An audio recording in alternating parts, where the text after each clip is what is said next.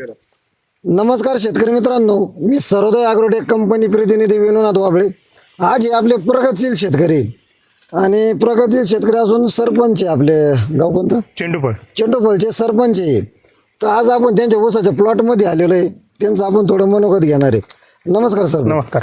आपला परिचय सांगा आपल्या शेतकरी मित्रांना. माझं नाव तात्यासाहेब सकारी जगदाळे, राहणार चेंडूफळ, तालुका वैजापूर, जिल्हा छत्रपती संभाजीनगर. तर सरपंच साहेब, आपल्या ऊसाचा प्लॉट आहे. तर याला आपल्या शेतकरी मित्रांना खताचं नियोजन कसं केलं सांगा. मी सुरुवातीला आहे का 28 फेब्रुवारीला ही लागण 6.5 एकर लागण आहे टोटल. हो. 28 फेब्रुवारीला लागण पूर्ण येणं झाली. त्यानंतर मी सर्वसाधारण 20-21 दिवसानंतर सुपर फॉस्फेट, पोटॅश आणि युरिया असा एक 20-21 दिवसाने डोस घेतला होता. बरोबर. त्यानंतर ऊसाची फुटवे वगैरे त्याच्यासाठी मी गोमूत्र, त्याच्यानंतर 19-19 असे ट्रीटमेंट दिली. बरोबर. त्यानंतर मग खताचं नियोजन करायचं ठरलं. तर इथं शनी देवगाव या ठिकाणी शनीश्वर कृषी सेवा केंद्र यांच्याकडं ग्रीन शाईन म्हणून बनलं. लोक टाकते, आपण तरी टाकून बघू एवढ्या वेळेस. बरोबर बरोबर. म्हणून मग योगायोग तुम्ही पण आलेले होते त्या त्या दिवशी, दिवशी तुम्ही गोण्या घेतल्या त्या दिवशी मी आणि आपण प्लॉटवर त्या दिवशी व्हिजिट पण दिली. विजिट पण दिली.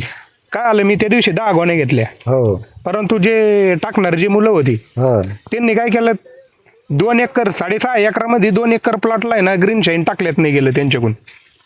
तर मी 2-4 फारे सोडणार होतो हा. का बा आपल्याला काय याचा रिझल्ट मिळणार. तुम्ही टाकतानीच पण म्हणले ते झालं असं का ते 2 एकर सोडल्यामुळं त्याचा टप्पा पडला डायरेक्ट. म्हणजे ज्याच्यात ग्रीन शेण वापरलं, ज्याच्यात ग्रीन शाईन वापरलं त्याच्यात हे बघा, ही काळोखी आणि वाढ, पानाची साईज जर पाहिली तर 4-4 बोटाचे पानं झाले लगेच. म्हणजे आज प्लॉटवर आल्यानंतर तुम्हीच सांगू शकता का कुठं ग्रीन शाईन टाकलेलं आहे कुठं नाही टाकलेलं आहे. तर म्हणजे आता ग्रीन शेण आपण हे टाकायचे सुटलेलं आहे आणि ज्याला ग्रीन शेण टाकलेलं आहे, शेतकरी मित्रांना काय बदल वाटला तुम्हाला त्याच्यात आणि याच्यात? हे बघ, फुटवे तर समजा त्यावेळेस 3 महिने झालेले होते. बरोबर. फुटवे तर झालेलेच होते. हा. पण एकंदरीत फरक आज असा झाला, या ऊसाच्या साईजमध्ये हा. खूप जमीन आसमानचा फरक झाला.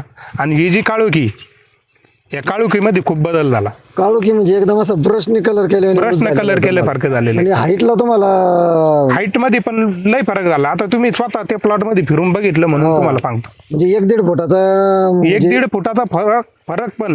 आणि जशी म्हणजे तशी काळोखी ना, कांद्याची पात कशी असते आपण तशी काळोखी झाली. तशी काळोखी झालेली. हा.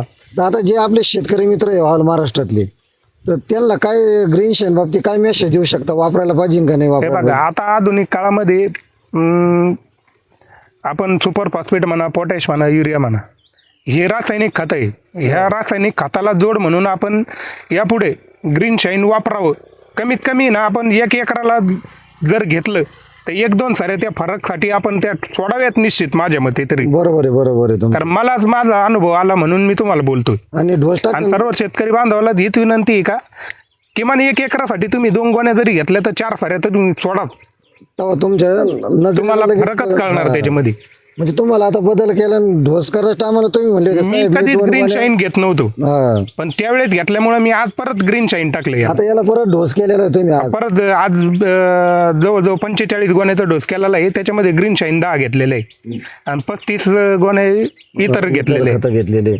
तर तुम्ही एकदम समाधानी? एकदम समाधानी, काही विषय. तर आपले जे महाराष्ट्रातले शेतकरी मित्र आहे, तुमचा जो व्हिडिओ बघणार आहे, त्यांना आपला मोबाईल नंबर सांगा.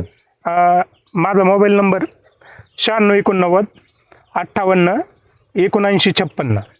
धन्यवाद सरपंच साहेब, तुम्ही वेळात वेळ काढून दिल्याबद्दल. चला ना.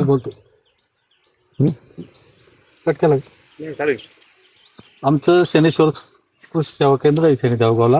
आपलं आमच्या 10-15 गावचे शेतकरी आपल्याकडे ग्रीन शाईन 7-8 वर्षापासून वापरते. 60-70% शेतकरी आपल्याकडून ग्रीन शाईन नेते. पण उर्वरित जे 30% शेतकरी तर त्यांना सरपंचाचा ऊस पाहिल्यावर इथं प्रत्यक्षात ऊस पाहायला मिळाला. बिगर ग्रीन शाईनचा आणि ग्रीन शाईनचा काय फरक आहे हा यांच्या माध्यमातून सगळ्या जनतेला तो दिसणार आहे. आणि मोठा फरक आहे. ग्रीन शाईन हे कमीत कमी पैशाचं खत आहे आणि शेतकऱ्याला आता DAP घ्या तुम्ही, 10-26 घ्या, 20-20-0-13 घ्या, हे सगळे खतं आता 2,000च्या 2,500च्या रेंजमध्ये गेलेले.